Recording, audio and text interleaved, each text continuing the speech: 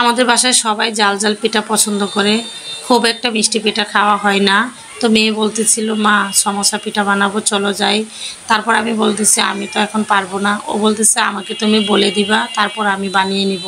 এই তো আমি পিঠা বানানোর জন্য নিয়েছি ময়দা, লবণ, নারকেল, চিনি, সাথে ডিমও দেওয়া যায়, আমরা আজকে ডিম দিলাম না।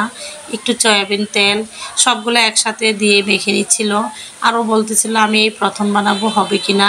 আমি বলেছি শিখতে শিখতে হয়ে যাবে, আজকে বানালে কালকে বানালে তারপরে শেখা হয়ে যাবে।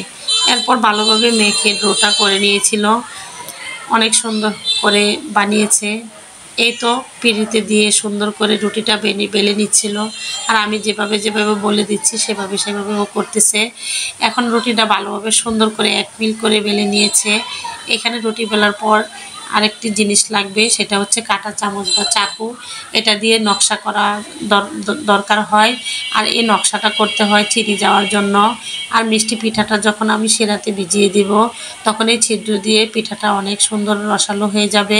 পিঠাটা বানাতে খুব একটা সময় লাগে না, অল্প সময়ে বানানো যায়। এই পিঠাটা আমাদের কাছে অনেক ভালো লাগে, নরম সফট, যে কোনো মানুষই খেতে পারে। তাই এই পিঠাটা অনেক দিন রেখেও খাওয়া যায়। এই তো এখন চাকু দিয়ে সুন্দর করে পিঠাটাকে নকশি করে নিচ্ছিল। আর অন্যদিকে আমি পিঠার জন্য শিরা তৈরি করব। আর এদিকে পিঠা কাটার পর এই পিঠাগুলো ওঠানো যায় না, কারণ এখান থেকে আস্তে আস্তে করে নিয়ে দুইটা একটা করে দিয়ে পিঠাগুলো ভাজতে হবে। এই তো সুন্দর হয়ে গেল দেখুন, মাশাল্লাহ। এখানে আমি পিঠার জন্য শিরা করব, তাই চলে এলাম চুলায়। আর এই শিরার জন্য আমি 3 কাপ চিনি দিয়ে দিয়েছিলাম। চিনিগুলো ভালোভাবে জাল দিয়ে শিরা করে নিচ্ছি।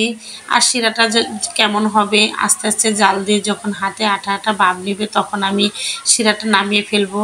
বলক ওঠার পর চিনিটা আমি দেখতেছিলাম ভালোভাবে গলছে কিনা। তারপর আমি চিনিটা গলা হয়ে গেলে নামিয়ে নিয়েছি। এখানে আমি তেল দিয়ে দিয়েছি কড়াইতে, আমার ফ্রাই প্যানও ছিল, সেখানে আমি ভাজবো না, কারণ পিঠাটা ডুবো তেলে ভাজতে হয়। এই তো নিয়ে আসলাম পিঠা ভাজার জন্য। তারপর হালকা তেলে গরম করার পর পিঠাটা ছেড়ে দিয়েছি। এখানে তো অনেকগুলো পিঠা দেওয়া যাবে না, তাই অল্প অল্প পিঠা দিয়ে ভাজতে শুরু করছি। আর পিঠাগুলো একে একে অনেক সুন্দর একটা কালার এসেছিলো। পিঠাগুলো যখন তেলে ভাজা হয়েছে, তারপর দেখুন কি সুন্দর, অনেক সুন্দর করে ফুলে গেছিল। পিঠাটি দেখতে অনেক সুন্দর লাগছিল। তারপরে পিঠাগুলো নামিয়ে গরম গরম শিরাতে পিঠাগুলো ভিজিয়ে নিয়েছিলাম। আর ভিজানোর পর খুন্তি দিয়ে একদম চাপ দিয়ে ধরে রাখতে হবে, যাতে পিঠাগুলো শিরা ভিতরে যায়। এরপর আমি এই পিঠাগুলো গরম গরম শিরাতে ভিজিয়ে রেখেছিলাম। এই তো হয়ে গেল আমাদের পিঠা বানানো।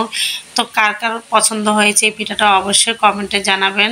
আজকের মতো এই পর্যন্ত, ভালো থাকবেন।